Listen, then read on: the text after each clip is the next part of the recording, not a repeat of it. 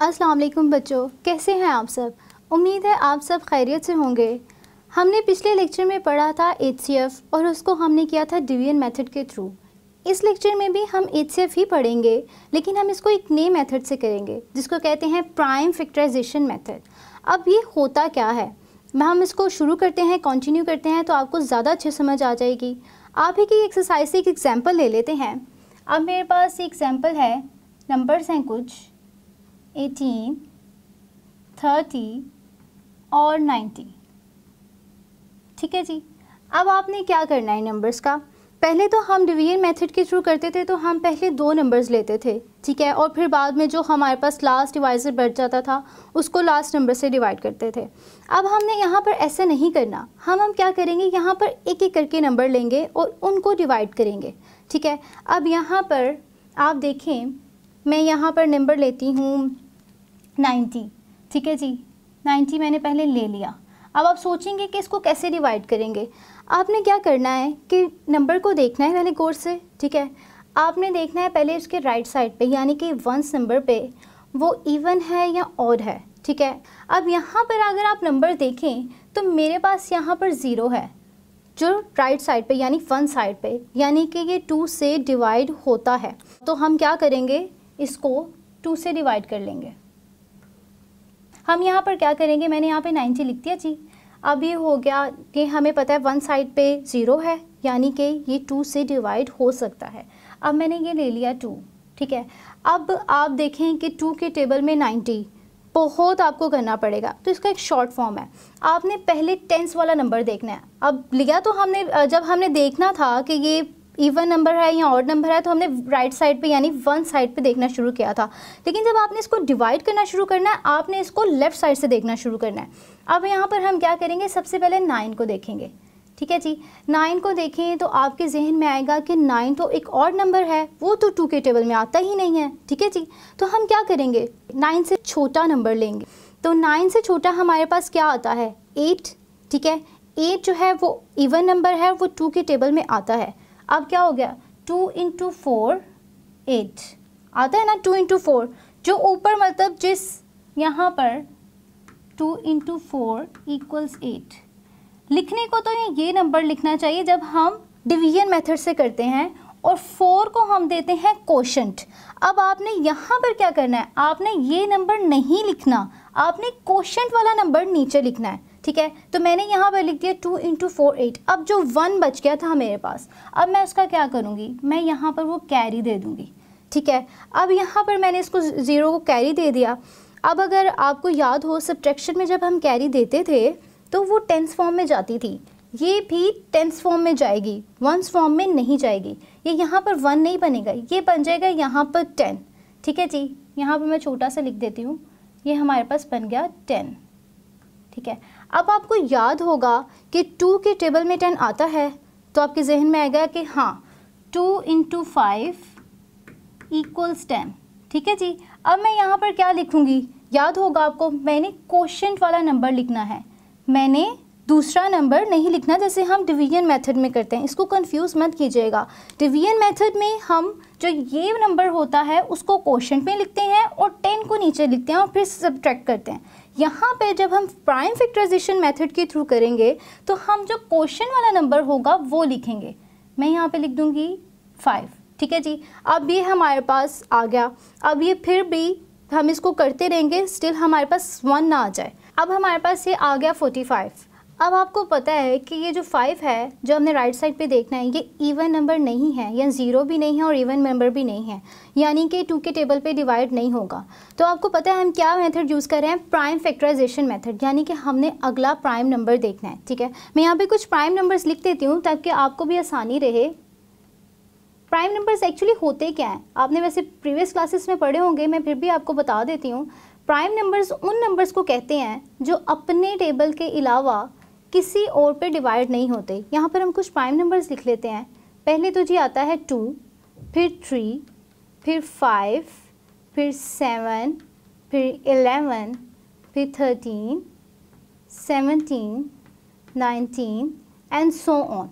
इस तरह के सारे अगर आप इन नंबर्स को देखें तो अपने टेबल के अलावा किसी टेबल से डिवाइड नहीं होंगे।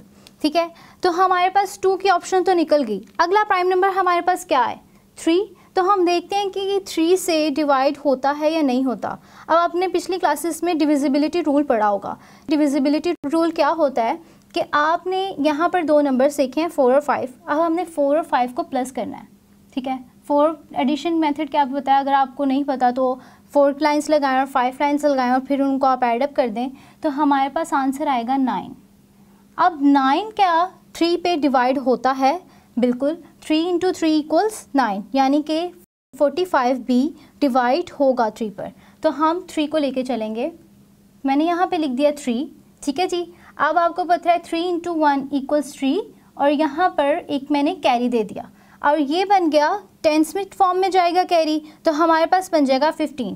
अब आपको पता है 3 इंटू 5 इक्वल्स 15, ठीक है जी। अब हमारे पास क्या आंसर आया? 15, ठीक है जी। अब आप देखें कि 15 है और हमारे पास ये राइट साइड पर फिर इवन नंबर नहीं है, ऑड नंबर है। हम फिर 3 को देखेंगे, डिविजिबिलिटी रूल अप्लाई करते हैं। 1 + 5 = 6, ठीक है जी। 6 जो है वो 3 के टेबल पे डिवाइड होता है। 3 इंटू 2 = 6 आता है, यानी कि 15 भी 3 फैक्टर पर हो जाएगा। यहाँ पर हम करेंगे 3। वैसे भी आप इसको देखें तो 3 इंटू 5 इक्वल्स 15 ही होता है। अब हमारे पास आ गया 5। अब 5 जो प्राइम नंबर है, 5 ऐसा नंबर है जो अपने टेबल के अलावा किसी टेबल पे डिवाइड नहीं होता। यहाँ पर हमने प्राइम नंबर्स लिखे हुए हैं, हमारे पास नेक्स्ट प्राइम नंबर आता है 5, यानी कि ये भी किसी और टेबल से डिवाइड नहीं होगा। तो हम सिंपली क्या करेंगे, 5 इंटू 1 इक्वल्स 5। हमारे पास 1 आ गया, यानी कि हमारे पास 90 जो है उसके प्राइम फैक्टर्स आ गए, जो कि हैं 2, 3, 3, 3, 5। ये हम लास्ट पे करेंगे। अभी हम करते हैं 330 का निकालते हैं, ठीक है जी। 30 का भी कुछ इसी रूल से निकलेगा। मैं यहाँ पर लिख देती हूँ 30, ठीक है जी।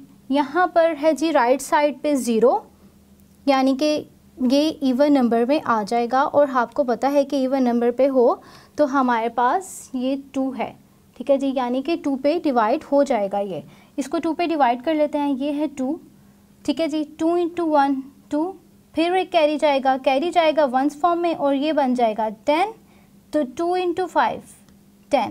अब 15 जो 5 राइट साइड पर आपने यहाँ पर वैसे पता होगा लेकिन किया है हमने, लेकिन हम इसको दोबारा कर लेते हैं। राइट साइड पर है जी ऑड नंबर, यानी कि ये 2 से डिवाइड नहीं होने वाला। अगला प्राइम नंबर देखते हैं। अगला प्राइम नंबर है हमारे पास 3, ठीक है। डिविजिबिलिटी रूल हमने पहले अप्लाई किया हुआ है, यानी कि ये 3 से डिवाइड हो जाएगा। फिर इसको करते हैं 3 इंटू 5 इक्वल्स 15। नेक्स्ट हमारे पास आता है 5, और 5 भी एक प्राइम नंबर है, ये अपने टेबल के अलावा किसी से भी डिवाइड नहीं होगा, तो हमारे पास सिंपली 1 आ जाएगा, ठीक है जी। 30 भी हो गया, 30 के प्राइम फैक्टर्स भी हमारे पास आ गए। अब आपने क्या करना है 18, ठीक है जी। 18 मैं यहाँ पे कर देती हूँ।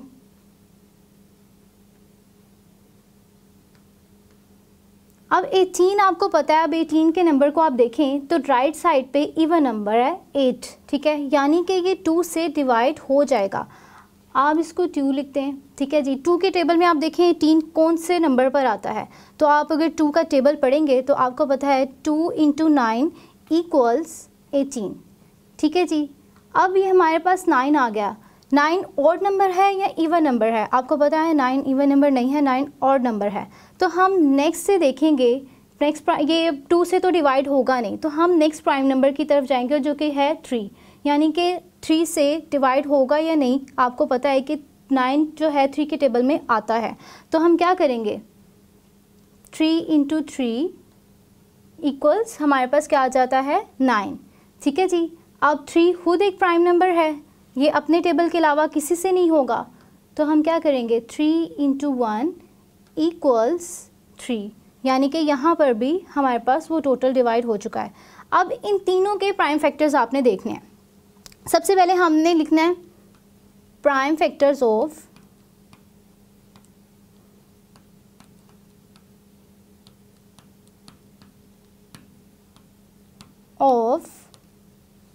पहला नंबर हमारे पास क्या था 90 मैंने लिख दिया। इसके प्राइम फैक्टर्स क्या हैं? ये सब इसके प्राइम फैक्टर्स हैं जिस नंबर से हमने इसको डिवाइड किया ये सब इसके प्राइम फैक्टर्स हैं। ठीक है जी, हमने यहाँ पे लिखना है 2 इंटू 3 इंटू 3 इंटू 5। ठीक है जी, अब हमारे पास दूसरा प्राइम फैक्टर्स के क्या है, प्राइम फैक्टर ऑफ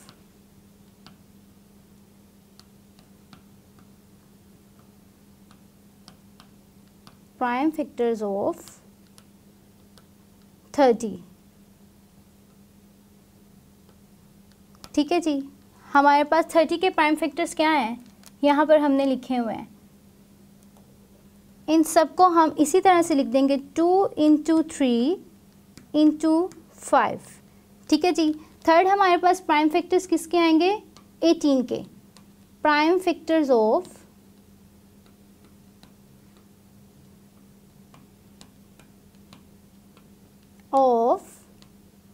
18। तो प्राइम फैक्टर्स 18 के क्या हैं, ये यहाँ पर लिखे हुए हैं। प्राइम फैक्टर्स हैं 18 के 2 इंटू 3 इंटू 3। अब आपने फाइंड क्या करना है, हमने फाइंड करना है HCF यानी कि हाईएस्ट कॉमन फैक्टर। तो हम क्या करेंगे, इसमें जो कॉमन होगा तीनों फैक्टर्स में, प्राइम फैक्टर्स में जो कॉमन फैक्टर्स होंगे हमने वो अलग कर लेने हैं। यहाँ पर हम लिख देते हैं। अब इन सब के कॉमन फैक्टर्स क्या हैं, कॉमन फैक्टर्स। ठीक है जी, हमने कॉमन फैक्टर्स आपने मुझे ढूंढ के देने हैं। यहाँ पे ऐसे फैक्टर्स जो तीनों में हो, देखें इसमें 2 है, इसमें 2 है, इसमें 2 है, यानी कि ये हमारा पहला कॉमन फैक्टर हो गया। ठीक है, अब आप दूसरी की तरफ जाएं, दूसरे में देखें इसमें 3 है, इसमें भी 3 है, इसमें भी 3 है, यानी कि ये हमारा दूसरा कॉमन फैक्टर हो गया। ठीक है जी, आगे मूव ऑन करते हैं। इसमें 3 है, इसमें नहीं है, इसमें फिर 3 है, यानी कि ये कॉमन फैक्टर 2 में तो है लेकिन एक में अवेलेबल नहीं है, तो ये इसको कॉमन फैक्टर हम नहीं कहेंगे जो तीनों में नहीं आ रहा। ठीक है, आगे चलते हैं 5 की तरफ। तो इसमें 5 है, इसमें 5 है, लेकिन प्राइम फैक्टर्स ऑफ 18 में 5 नहीं है, यानी कि ये भी कॉमन फैक्टर नहीं है। हमारे पास सिर्फ इसमें 2 कॉमन फैक्टर हैं, एक है 2, दूसरा है 3। ठीक है जी, अब आपने 2 को मल्टीप्लाई करना है 3 से, तो हमारे पास आंसर आएगा 6 आंसर आ गया। तो यानी कि जो हमारे पास HCF है, हाईएस्ट कॉमन फैक्टर है, वो हमारा 6 होगा। 6 एक ऐसा नंबर है जो इन तीनों नंबर्स को डिवाइड करेगा। ठीक है, आप अगर इसको चाहें तो डिवीजन मेथड के थ्रू भी करके देखें, ताकि आप देखें आपको समझ में आई है या नहीं आई।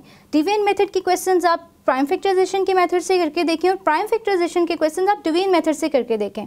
मुझे यकीन है कि आपको समझ में आ गया होगा। इंशाल्लाह हम नेक्स्ट मिलेंगे नई वीडियो में एक नए लेसन के साथ। तब तक के लिए अपना ख्याल रखें। अल्लाह हाफिज़।